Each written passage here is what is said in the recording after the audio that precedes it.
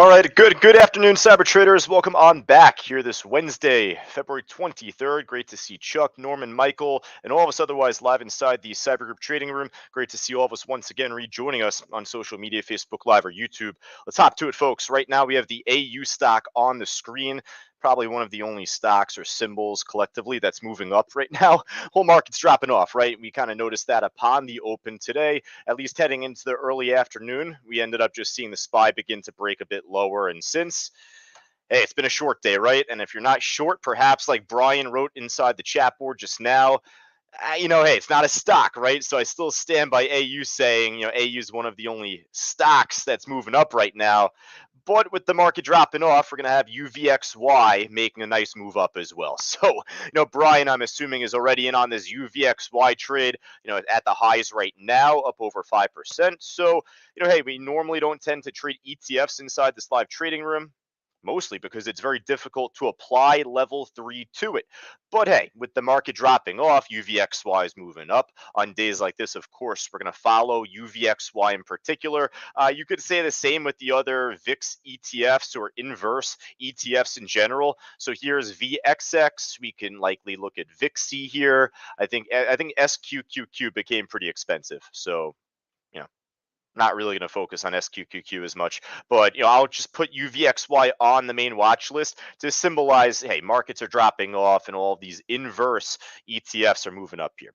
Otherwise, Nugget is the only other, bullish ETF that's moving up right now. Just like I'd said before, seems like all of gold is moving up right now inversely to the market drop off. So here we have Nugget, gold mining ETF, bullish ETF that is. We have stocks like AU, which are moving with gold altogether at the highs here.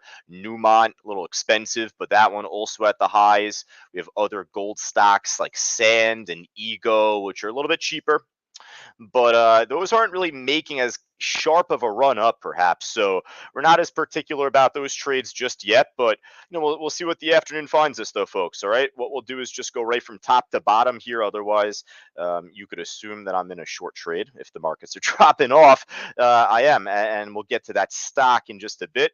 I'm actually in two trades. I got both my stops set at least. So we'll catch in on both those stocks in just a bit. But for right now, we'll start at the top of the gainers list here. The 10 trade, actually, I didn't even mean to click on this one. We're just going to skip over. It's a buyout. Didn't want to waste anyone's time today by trying to follow that. The ENSV, wow, this one ended up making a nice run by 11 o'clock when we were kind of in the middle of our class, right? The phase 2 stock course curriculum started earlier today. We're going to continue this afternoon. Lesson number 2 later on at 3:05 Eastern time. We'll be talking all about determining a stock's range and its increments in this afternoon's class. The morning class, we were talking about indicators.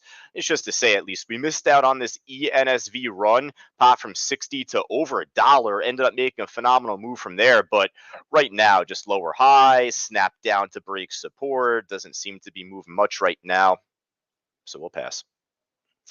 IMPP, this was one that we, I think, had on the morning watch list today, at least, albeit kind of towards the back end. It took a little while, but shortly after 10 o'clock Eastern time, we ended up seeing this make another nice move. So, for what it's worth, this could be a good stock to keep on your side list. Just check in with it, just, for the remainder of this week, just to see where it's at early in pre-market.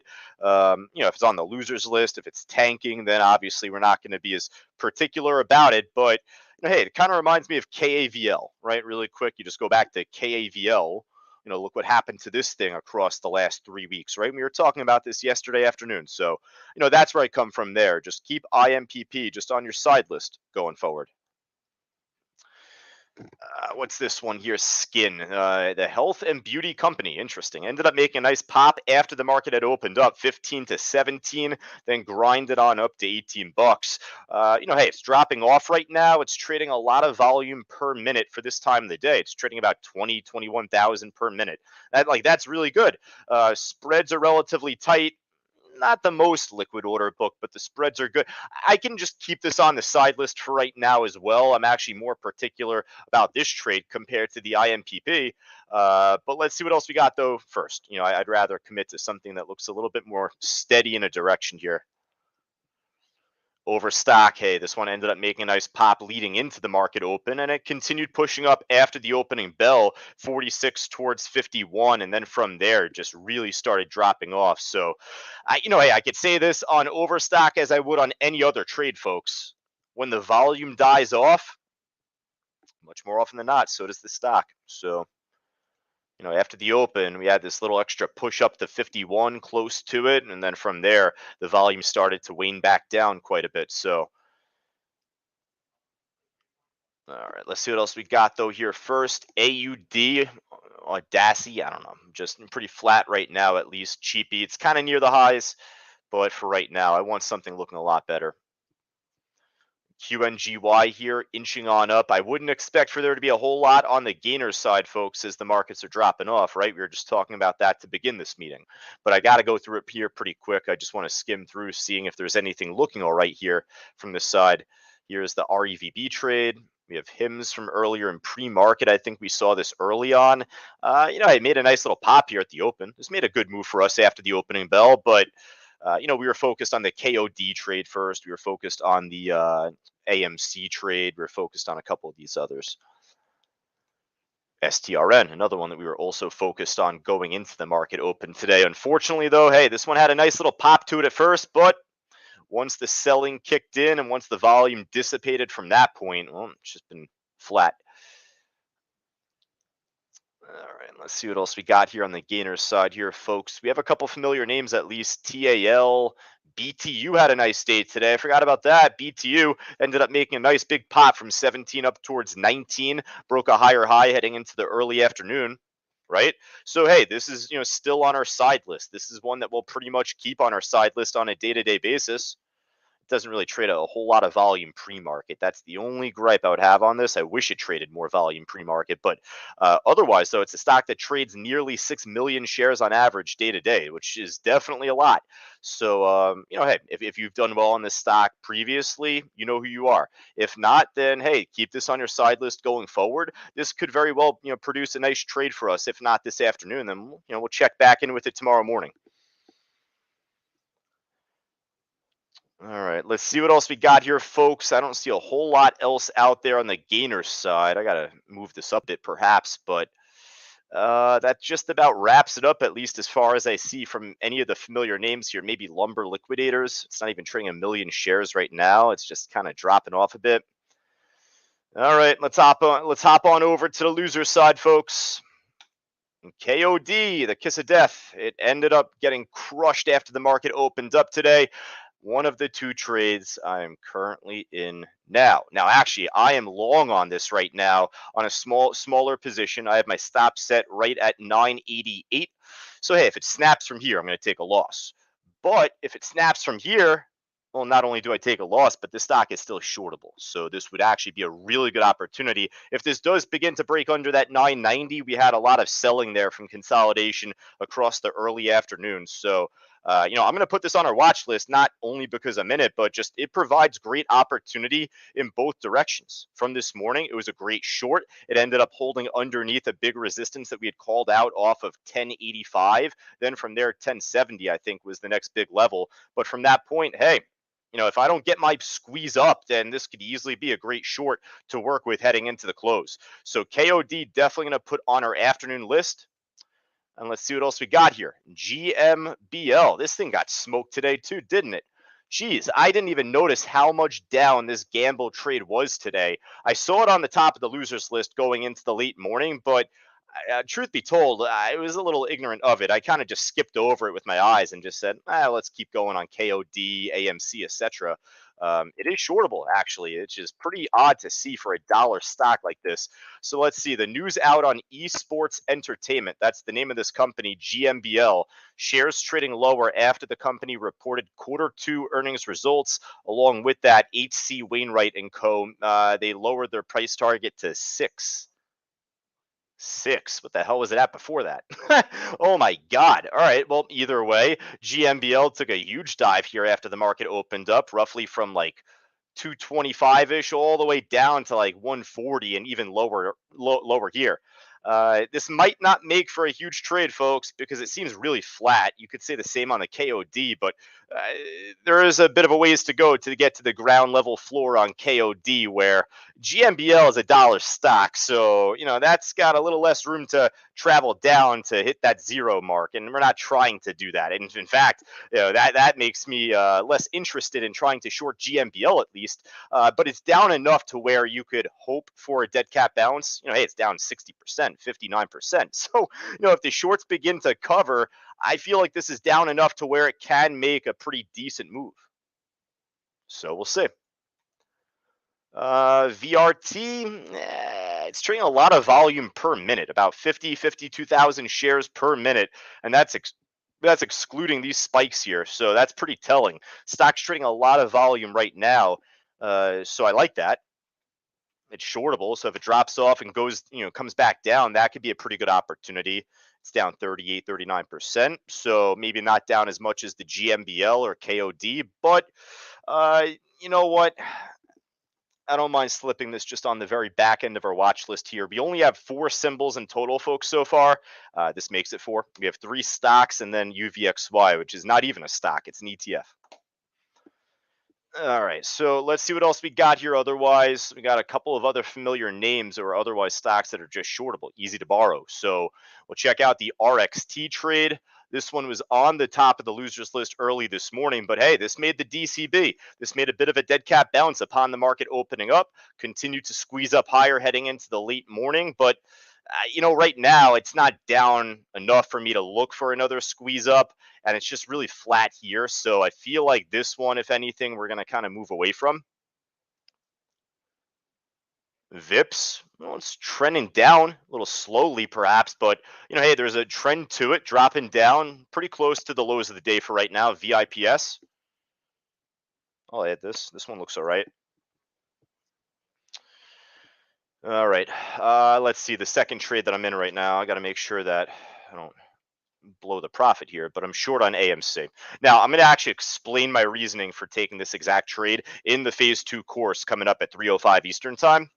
You would like to think it's because the markets are dropping off, and obviously that played in part with it, but folks, we were talking about Fibonacci's earlier today, and that's all I'll say for right now. But we're going to talk about this trade as a whole later on in class. All right. So, hey, AMC's a side list stock. I'm not going to put it on our main watch list for the close. I'm in it, and I'm in from 1597.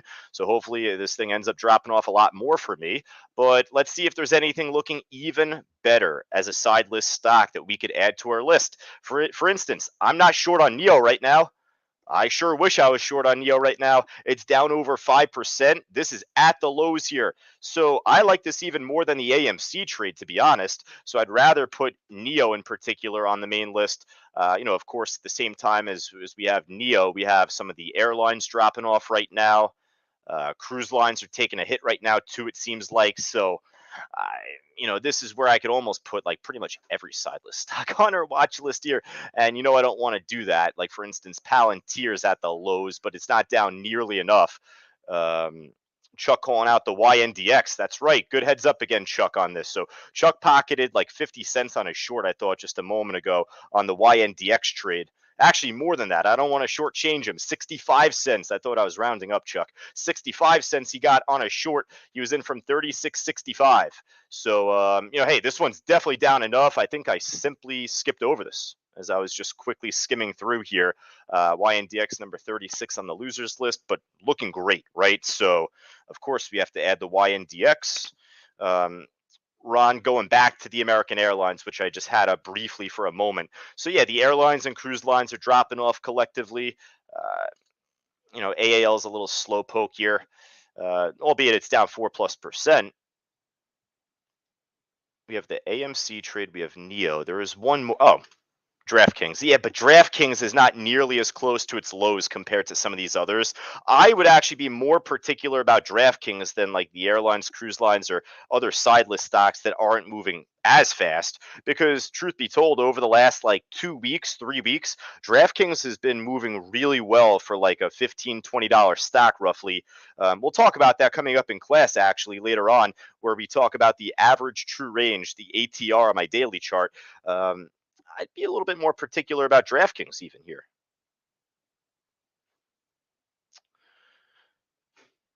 On Facebook, great to see Jerry, one of our longtime students, now joining us, I think, today, at least on Facebook. He says, hope all is well. Same to be said, Jerry. I hope you're doing well here. Ashton says, good afternoon. CEI is under $1, but big volume is coming. And then he calls that pizza, PZZA. Let's see. So CEI, we've done really well on CEI, right? I mean, just look what happened going back into the end of September. I mean, it ended up crashing here on this day. This was a halt where it ended up reopening up down 88%. So, hey, we've done really well on this trade, but obviously we've had a big drop on this stock in the past as well. I like the call out, Ashton. I mean, hey, it popped up. It's up 12+%. We're not as particular about the stocks below $1 because normally, or I should say more often than not, they don't make as concise of a move compared to the stocks that are over $1 consistently. I just got stopped out on KOD, by the way, folks. So took my tiny loss there. I'm going to keep it on our list, though, because, hey, if this fails to break lower and if this was right place, wrong time for me, I'm still not ruling out the dead cat bounce. But right now, though, we got to really begin to see some good buying coming in order for that to happen. PZZA also from Ashton really quickly, a little expensive, this one. Hey, it's at the lows. So I appreciate these call outs, both of them from Ashton, the CEI and PZZA. In relation to the chart or in relation to where it's at on the chart, I'd say they look all right, but one's a little expensive, one's a little too inexpensive. You got to make sure the shoe just fits. So for right now, folks, hey, I'll tell you, I think that we have a decent list already. I'm going to slip DraftKings on here at the back end. And then on top of that, hey, listen, if you're a Ron in our trading room, if you're a Norman, if you're a Michael D, who I know already have a good list of side list stocks, hey, if you're someone who does really well as CTU, you know who you are. So I'm sure you'll be more particular about your side list stocks than anything, but we can't put out a 50 stock watch list, folks. So I'm going to tell you this first, just stick with this list to begin. Unless if there's anything else that makes a giant pop, giant drop, if that's the case, then call it out. But I like what we have here to begin, folks. I don't want to overwhelm the 95% of us here otherwise. All right, so for right now, folks, I'm going to post and tweet this list, and then I'm going to make sure the link is sent for class coming up right at 3:05 Eastern time. So as soon as I finish up right now, I'm going to jump into the class and just get my last licks of prep in. For all of us on social media, Facebook Live, YouTube, I appreciate you sticking with me each and every day, each and every afternoon. If you have any other questions that you would like to send over my way, feel more than free to do so. My email address, as always, is josh@c2trading.com. But otherwise, though, for Brian, Norman, Chuck, Ron, Kathleen, and all of us otherwise, at least inside Cyber Group, I look forward to talking to you right at 3:05. Take care.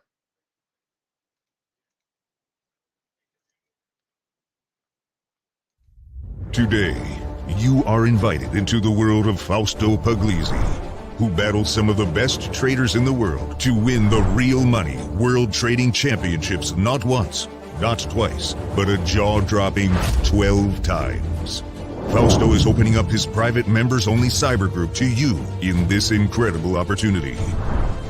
What makes Fausto so different, you ask? Some might say it was his upbringing. Others say that he is a family man through and through. But the story goes that when Fausto made his killing in the markets, he reached a pivotal moment in his life. He could continue on the path of so many of the greats, or he could make a hard right turn.